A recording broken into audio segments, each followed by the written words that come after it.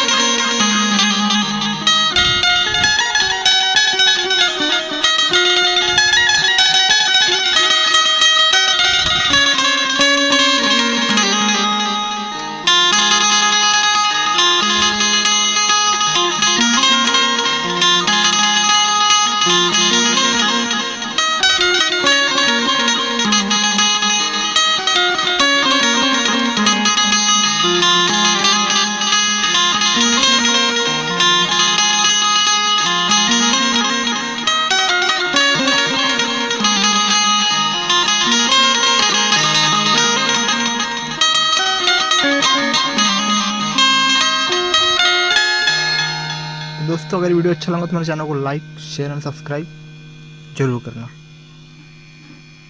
मिलेंगे फिर एक नई वीडियो के साथ।